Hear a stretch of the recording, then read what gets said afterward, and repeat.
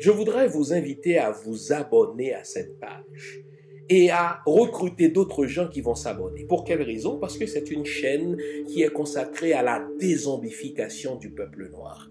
Vous savez, en ma qualité de théologien, d'historien et d'expert en management public, je décide de mettre toute mon énergie et toute l'équipe qui travaille avec moi décide aussi de mettre toute son énergie à la dézombification du peuple noir. L'émission s'appelle Lumière sur le monde. Eh bien, cette lumière, ce n'est pas moi. Cette lumière, c'est le travail que nous faisons ensemble. Lorsque tout à coup, on réalise qu'on nous a roulé dans la farine, on réalise qu'on nous a trompés pendant, n'est-ce pas, des siècles, et que tout à coup, nous prenons conscience de nos ressources, nous prenons conscience de notre identité, et ayant pris conscience de tout cela, nous prenons la décision de partager ce que nous sommes, ce que nous comprenons avec les autres. Donc, nous avons besoin d'avoir une masse critique d'hommes et de femmes noirs réveillés qui vont changer, n'est-ce pas, leur pays respectif pour la gloire de nos ancêtres. Nos ancêtres méritent cela. Ils se sont sacrifiés pour nous et c'est à nous aujourd'hui de prendre le relais. Comment on le fait? On le fait en se dézombifiant et en dézombifiant les autres.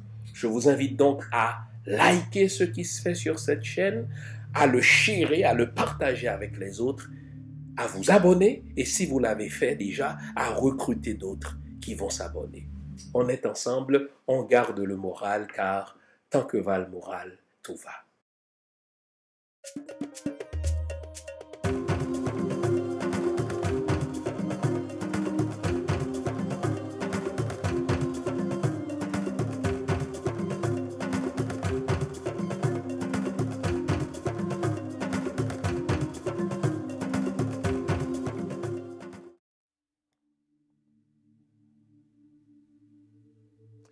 Bonjour mesdames, bonjour messieurs, bonjour le monde, bienvenue à cette autre édition de l'émission Lumière sur le monde. Je vous le dis, s'il est un matin où j'aurai besoin de toute votre attention, c'est bien aujourd'hui. J'aurai vraiment besoin de toute votre tête. Je vais vous introduire dans l'atelier d'un analyste politique. Je vous l'ai dit, analyser étymologiquement signifie décomposer l'ensemble en ses éléments constitutifs. Mais analyser, c'est aussi faire de la rétro-ingénierie, c'est-à-dire c'est de reconstruire l'ensemble à partir de ces éléments constitutifs. C'est ce que nous allons faire avec vous ce matin. Écoutez, je vous lance cette question. Que vous rappelle la date du 28 octobre 2022? Pour l'instant, ça ne vous dit rien. Deuxième question pour vous. Que vous rappelle la date du 21 décembre 2022, c'est-à-dire moins de 2 mois plus tard? Ah, vous ne vous en souvenez pas non plus? Eh bien, c'est mon travail de faire de la mémoire journalistique avec vous. 28 octobre 2022, c'est l'assassinat crapuleux d'Éric Jean-Baptiste. Éric Jean-Baptiste, c'est ce politicien haïtien qui est devenu secrétaire général du parti de Leslie François Maniga, Rassemblement des démocrates nationaux progressistes, qui fut dirigé après Leslie Maniga par Myrlande Maniga, celle-là même qu'on retrouve aujourd'hui au sein du HCT d'Ariel Henry. Myrlande Maniga a cédé le flambeau du parti politique à Éric Jean-Baptiste de 2015 jusqu'à son assassinat en octobre 2022. Sauf que, moins de 2 mois après l'assassinat crapuleux d'Éric Jean-Baptiste, à la stupéfaction de tout le monde, le BINU de Madame Lalime et Ariel Henry du PHTK vont recruter pour la création d'une coquille vide qu'on appelle le Haut Conseil de transition. On va recruter pour la présidence de cette coquille, Madame Mirland Manika, vous devez faire un lien, les amis. Vous devez faire un lien. Partons de ce principe en analyse politique. Il n'y a pas de hasard en politique. Il n'y a que des ordonnancements. Il n'y a que de l'ingénierie sociale. Parce que les stratèges politiques savent que monsieur et madame tout le monde n'ont pas le temps de faire des liens entre les dates. Ils n'ont pas le temps de faire des liens entre des événements qui paraissent tellement, si vous voulez, écartés les uns des autres, qu'on n'a pas le temps de faire des liens. Et c'est mon privilège en tant qu'analyste politique de vous aider à voir ces liens-là. Je vais vous aider à comprendre le lien que vous devez établir entre l'assassinat crapuleux d'Éric Jean-Baptiste, un 28 octobre 2022, et la création du Haut Conseil de transition, moins de 2 mois plus tard, le 21 décembre 2022. Je dois vous rappeler ce qui se passait en octobre 2022. Est-ce que vous vous souvenez de l'ambiance qui régnait à Port-au-Prince en octobre 2022, un mois avant? Est-ce que vous vous souvenez de ce qui se passait à Port-au-Prince? Les terminaux à partir desquels le carburant, le pétrole était distribué sur le terminal, sur le territoire national. Ces terminaux-là étaient sous, si vous voulez, le contrôle de gangs armés. En sorte que, en septembre, on disait, écoutez, la population va crever de faim, les hôpitaux ne pourront pas fonctionner parce qu'on n'arrive pas à distribuer le carburant, on n'arrive pas à distribuer le pétrole sur tout le territoire national. Pourquoi? Parce que les terminaux, le terminal de Vareux entre autres, les terminaux sont sous le contrôle, sont sous la griffe, sont sous la botte des gangs. En septembre dernier, le gouvernement d'Ariel Henry, ses ministres, ses ambassadeurs, étaient sur tous les créneaux réclamant ni plus ni moins que l'occupation du territoire haïtien, l'invasion du territoire de Dessalines par des armées étrangères. Le prétexte, c'était que, les terminaux sont sous le contrôle des gangs. Le gouvernement haïtien n'a pas les moyens pour chasser les gangs de ces territoires-là. La police haïtienne n'est pas assez équipée pour faire la lutte aux gangs armés. La seule option, c'est l'invasion du territoire haïtien. Non seulement les politiciens haïtiens eux-mêmes, enfin les dirigeants haïtiens eux-mêmes réclamaient cette occupation sacrilège, mais les ambassadeurs étrangers accrédités à Port-au-Prince, les mafieux du Core Group, entendons l'ambassadeur du Canada à Port-au-Prince, n'est-ce pas l'ambassadeur des États-Unis à Port-au-Prince, l'ambassadeur de la France, disaient, écoutez, la seule solution à la crise haïtienne, c'est l'invasion du territoire. Et parmi ceux-là qui faisaient la promotion de cette invasion et qu'ils faisaient, n'est-ce pas, à corps et à cri, se trouvait Madame Lalime.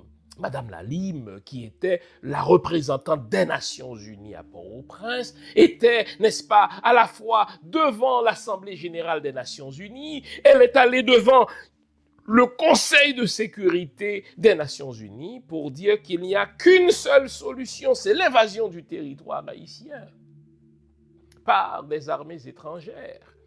Le secrétaire général des Nations Unies reprenait, n'est-ce pas, ce refrain-là. Alors la police haïtienne ne peut s'en sortir toute seule. Il faut l'invasion du territoire. Parti de rien et défiant le monde. Toussaint Louverture confondit sa vie avec sa conquête de liberté. Comme Bonaparte, pourtant son geôlier, Toussaint Louverture incarne le triomphe de la volonté sur la fatalité.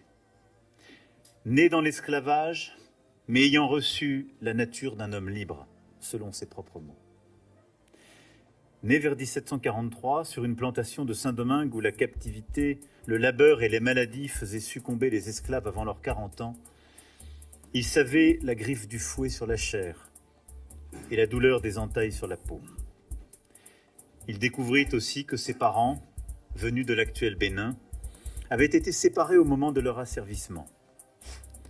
Il éprouvait comme orphelin de mère la violence de l'esclavage qui détruit toute dignité et remplace par la chaîne des maîtres les liens de la famille. Toussaint Louverture transforma cette condition en ambition, car rien ne l'effraya jamais. « Frappez, si vous osez », lança-t-il un jour au gérant de la plantation. Toussaint Louverture avait montré sa trempe.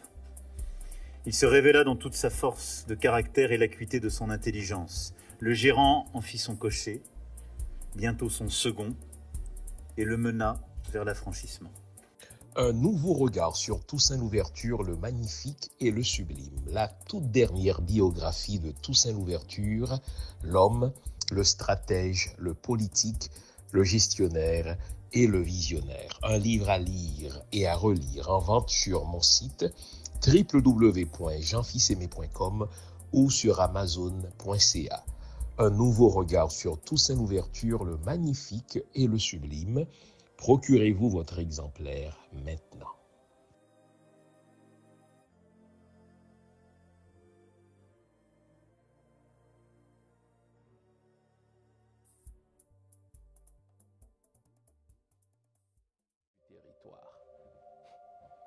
On voyait les divers ministres d'Ariel Henry, on voyait ses divers ambassadeurs, que ce soit son assassin d'ambassadeur à l'OEA, Léon Charles, ou bien, n'est-ce pas, le corrompu Beauchit, Edmond, à Washington, et l'autre clown, n'est-ce pas, l'autre guignol aux Nations Unies, répétait en chœur cette même bêtise. On n'arrive pas à nous débarrasser des bandits. La preuve, c'est qu'ils prennent en otage même nos terminaux de carburant. Il faut l'invasion militaire. Nous sommes au mois de septembre. Mais sur le territoire haïtien, beaucoup de ténors, beaucoup de politiciens haïtiens, et sur les médias sociaux, beaucoup d'entre nous, moi, entre autres, nous étions contre cette invasion.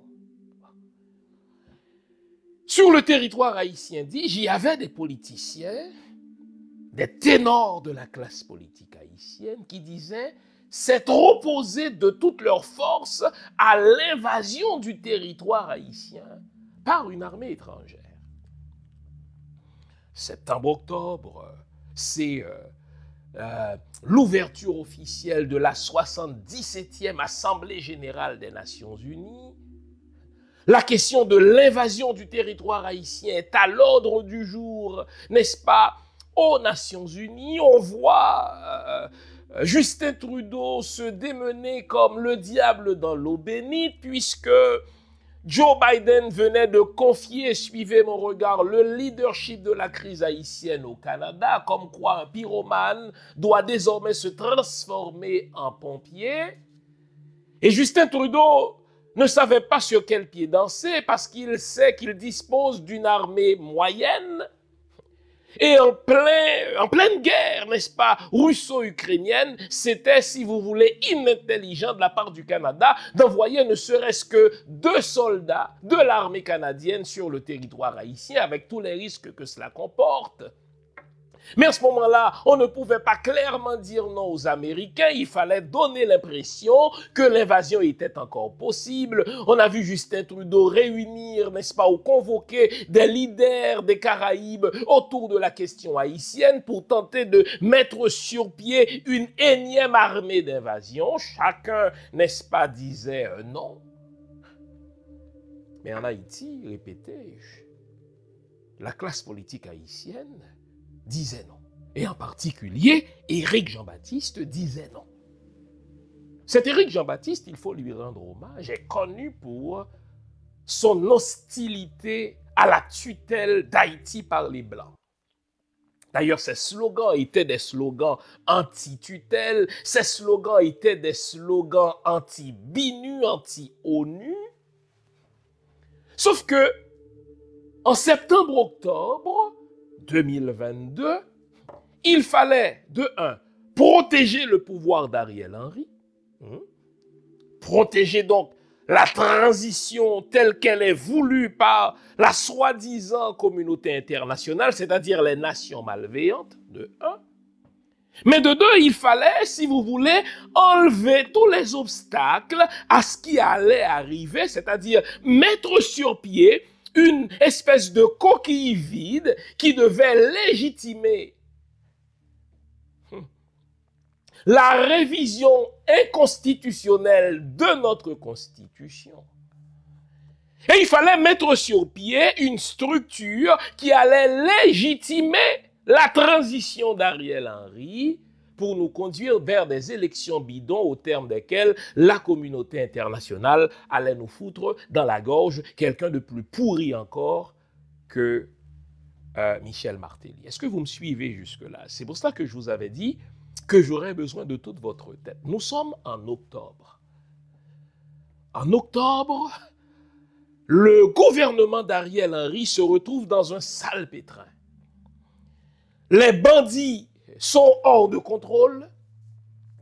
Ils sont en train de perpétrer au quotidien des kidnappings, les uns plus scandaleux que les autres. On kidnappe des médecins, on kidnappe, n'est-ce pas, des gens de la classe d'affaires, et on le fait en pleine rue, à visière levée. Et le gouvernement d'Ariel Henry semble être incapable, n'est-ce pas, de régler le problème. Après qu'ils ont créé eux-mêmes le fameux monstre, n'est-ce pas, de Frankenstein, ils étaient incapables de le contrôler, ce monstre-là. Et quand je dis monstre, n'est-ce pas, on parlait alors de Timacac, on parlait alors de, n'est-ce pas, de barbecue, on parlait alors de Iso, on parlait alors de Vitellum. Ceux-là étaient comme des chiens enragés qui ont perdu tout le contrôle et qui prenaient en cible la population. Les nations malveillantes voulaient intervenir en Haïti pour occuper une fois pour toutes militairement et physiquement le territoire, mais il y avait au sein de la population des gens de la classe politique qui disaient non.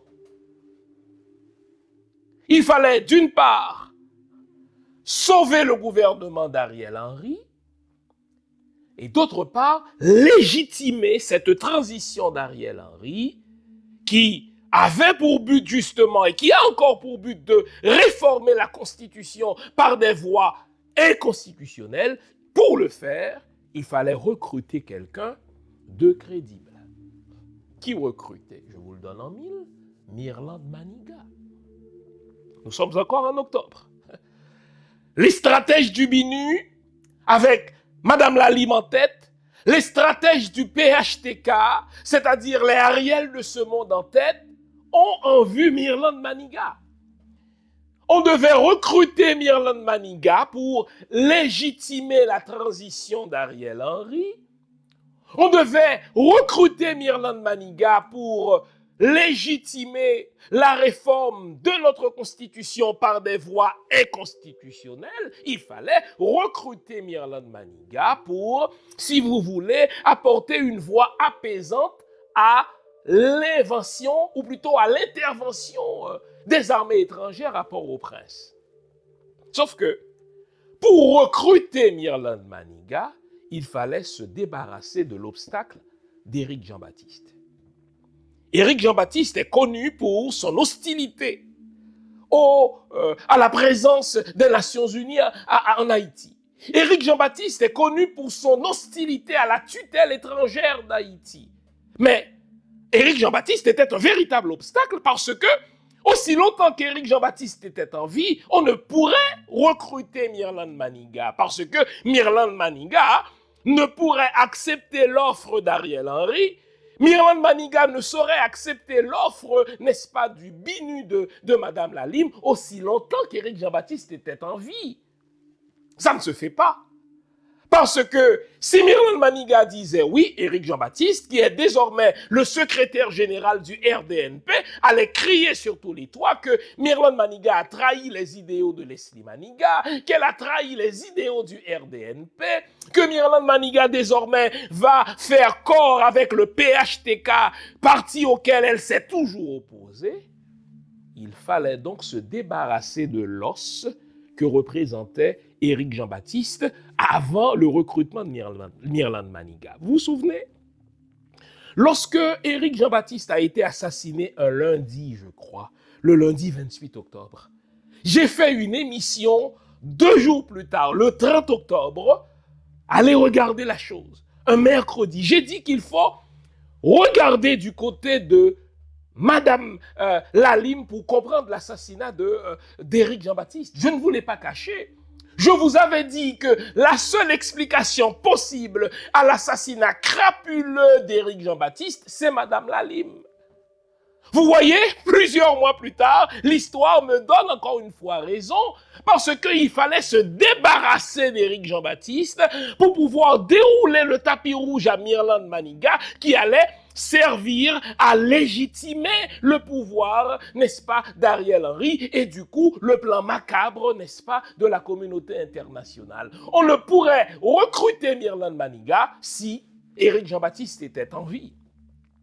Et puisqu'Éric Jean-Baptiste était devenu un obstacle au déroulement de l'ingénierie sociale de la communauté malveillante des nations, puisqu'Éric Jean-Baptiste était devenu, si vous voulez, le principal obstacle au recrutement de Mirland Maniga, le choix était inévitable.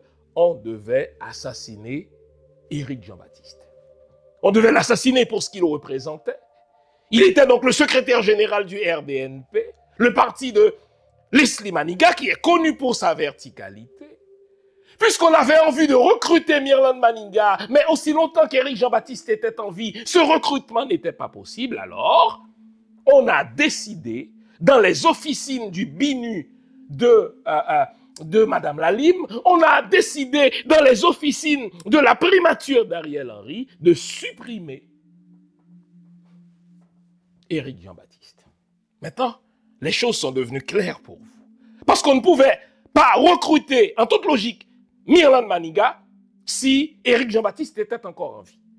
On ne pouvait pas se servir de Mirland Maniga pour tordre le cou à la Constitution aussi longtemps que Éric Jean-Baptiste était en vie. Alors, on a supprimé Éric Jean-Baptiste moins de 2 mois plus tard. Ça veut dire exactement 1 mois et 3 semaines plus tard, on est allé officiellement recruter Mirland Maniga, mettre sur pied avec Mirland Maniga une coquille vide, le Haut Conseil de transition. On lui a offert la présidence de la chose et le mandat de Mirland consiste à faire 2 choses.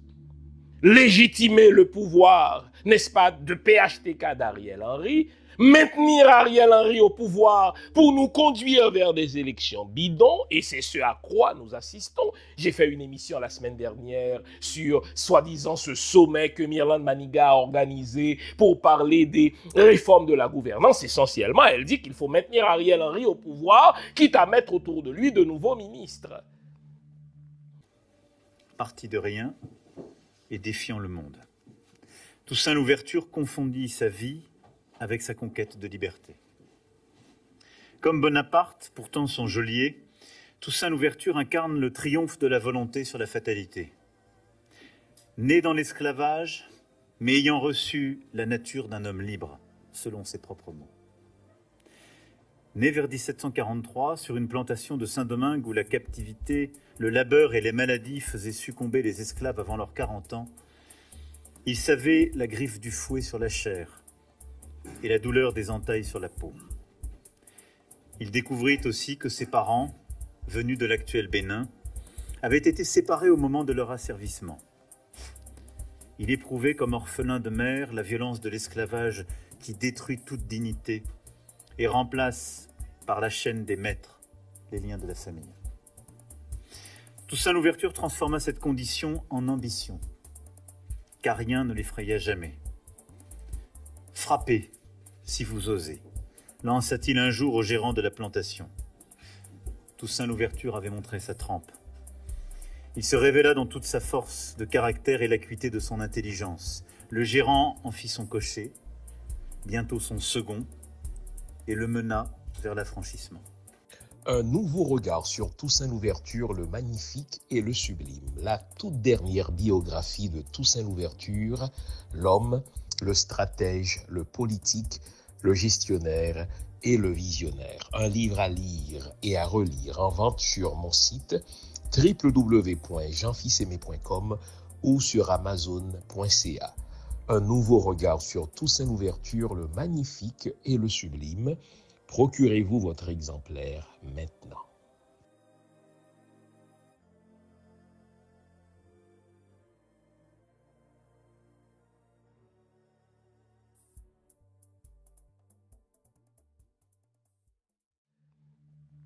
Mais le deuxième mandat qu'on a confié à Mirland Maniga, c'est de réformer la Constitution en dehors des voies constitutionnelles. Pourquoi Mirland Maniga, me direz-vous? Mirland Maniga, jusque-là, jouissait d'une crédibilité universitaire.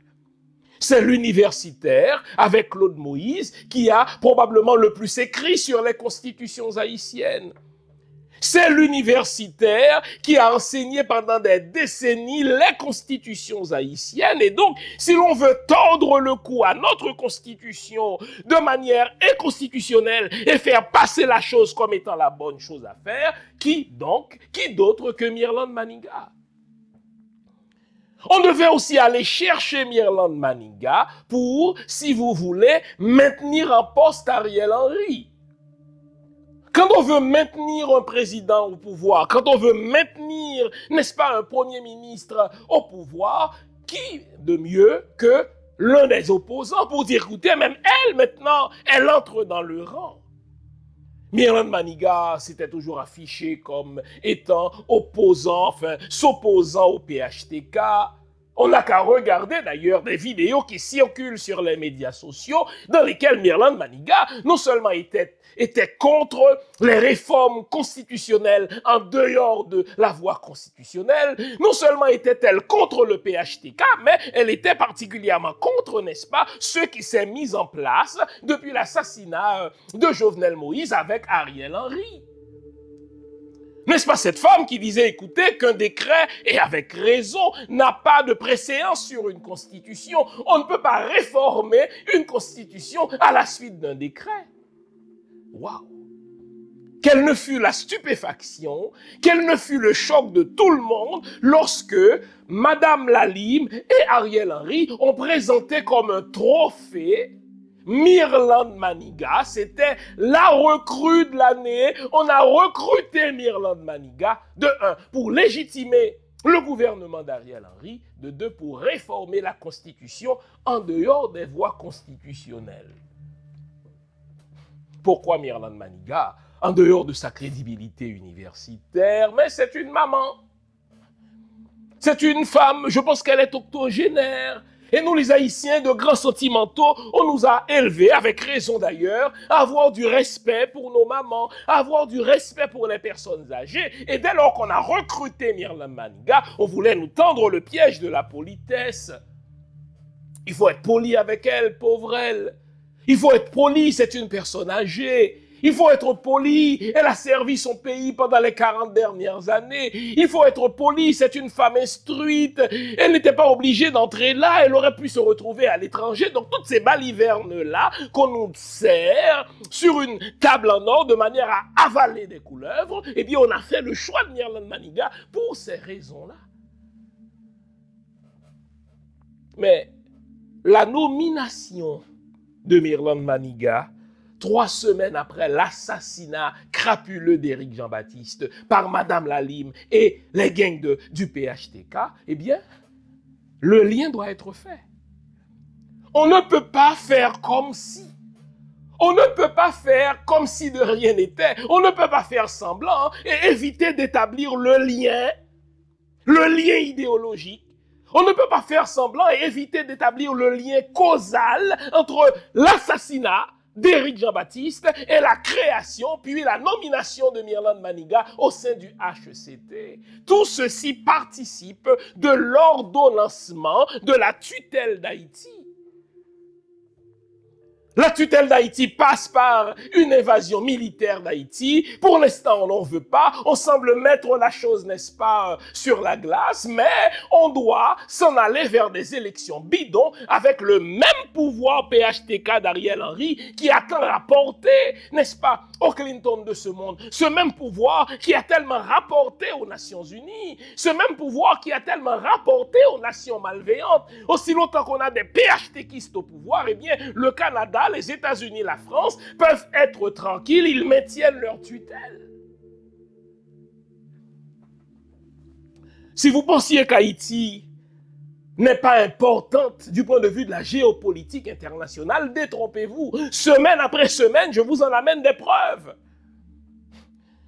On veut maintenir la tutelle d'Haïti. On veut continuer à contrôler Haïti par, si vous voulez, des gouvernements croupions, par des premiers ministres qui sont nommés par les autres et non pas par la population haïtienne. Mais pour y arriver, il n'y a rien que la communauté des nations malveillantes ne soit prête à faire, y compris assassiner en plein jour des politiciens qui étaient contre leur plan macabre et recrutés par le fait même.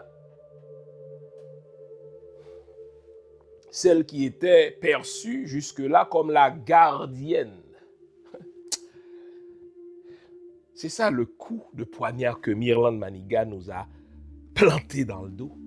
Mirland Manigat était perçue comme la gardienne de la lettre constitutionnelle. Mirland Manigat était perçue comme la gardienne, si vous voulez, de celles et ceux qui tiennent, si vous voulez, aux prescrits de la Constitution. Mirland Manigat a prêché pendant au moins une trentaine d'années le fait qu'il ne faut pas toucher à la Constitution en dehors des voies constitutionnelles.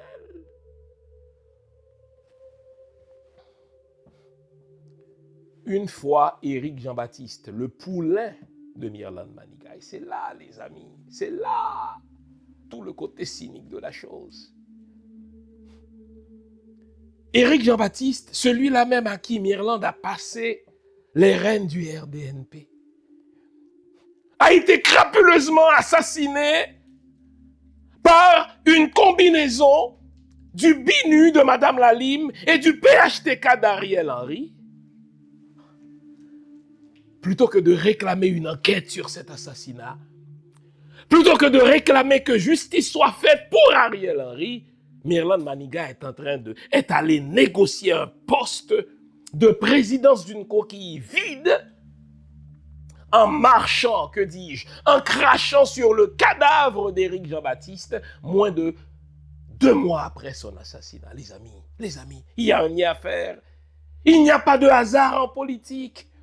Et vous notez que dès lors que Mirland a signé cet accord avec le BINU, a signé cet accord avec le PHTK le 21 décembre 2022, maintenant le seul mot d'ordre à l'agenda, c'est des élections. Des élections. On voit Mirland Manigat proposer la formation du CEP avec un calendrier précis. On voit Mirland Manigat proposer, si vous voulez, une réforme constitutionnelle en dehors des voies constitutionnelles avec un calendrier précis. Donc Mirland Manigat est recruté comme défenseur désormais du PHTK. Qui l'eût cru? Vous comprenez maintenant pourquoi, la semaine dernière, je vous ai dit que Mirland Manigat, malgré son doctorat, malgré ses diplômes, c'est l'idiot utile des Russes. C'est-à-dire, comment se servir d'une intellectuelle pour défendre les causes qu'elle a toujours combattues.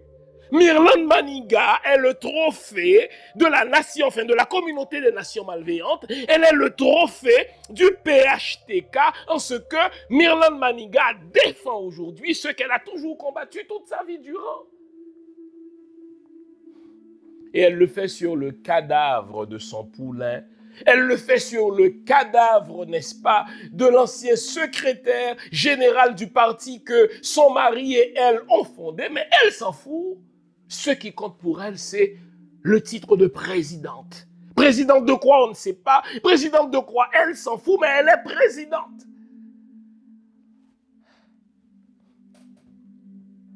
Les amis, les nations malveillantes ne sont prêtes à reculer devant quoi que ce soit pour maintenir la tutelle d'Haïti.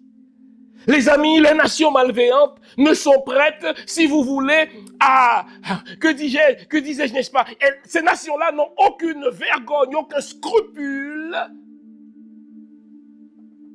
quand il s'agit de dominer Haïti. On le voit, assassinat d'Éric Jean-Baptiste. Moins de 2 mois plus tard, mise sur pied d'une coquille vide pour légitimer le pouvoir d'Ariel et tordre le cou à la Constitution pour des raisons qu'on a vues la semaine dernière, faire sauter les verrous qui empêchaient les entreprises étrangères de faire même base sur nos ressources, et qui de mieux que Mirland Manika. Mais la tutelle se poursuit, les amis. On nous annonce en grande pompe l'invitation de la classe politique haïtienne par la CARICOM la semaine prochaine à Kingston, à la Jamaïque. Bon Dieu, lorsque je vous aurai présenté la liste des invités, mais c'est le tout Port-au-Prince qui est invité. La CARICOM invite à peu près tout le monde. On va vous offrir à manger, on va vous offrir, n'est-ce pas, des lits confortables dans des hôtels, n'est-ce pas, 5 étoiles, mais on va maintenir la tutelle. On va vous dire quoi faire pour sortir Haïti de cette crise que nous avons créée. Le remarquez-vous, Haïti est l'objet de tous les agendas. Objet de discussion entre le Canada et les États-Unis, objet de discussion à l'OEA, objet de discussion à l'Assemblée générale des Nations unies, objet de discussion au Conseil de sécurité des Nations unies, enfin objet de discussion au sein de la CARICOM. À la CARICOM, on a mis sur pied, si vous voulez, un trio spécial. On appelle ça les Eminent Person Group. Le groupe des personnes éminentes, qu'est-ce que c'est? On a réuni 3 anciens premiers ministres, n'est-ce pas, de la Jamaïque, qui vont proposer des solutions à la classe politique haïtienne. Et ce qu'il y a de pire, c'est que les politiciens haïtiens vont accepter de se rendre à la Jamaïque pour qu'on leur dise comment sortir de cette crise. Ils vont en profiter pour bien manger, ils vont en profiter pour dormir dans de beaux hôtels, ils vont en profiter pour aller sur des plages moins belles que les leurs, n'est-ce pas? Mais cette fois-ci à l'étranger. Et l'ordre du jour est clair, c'est comment sauver le pouvoir d'Ariel Henry jusqu'aux élections bidons. La tutelle se poursuit.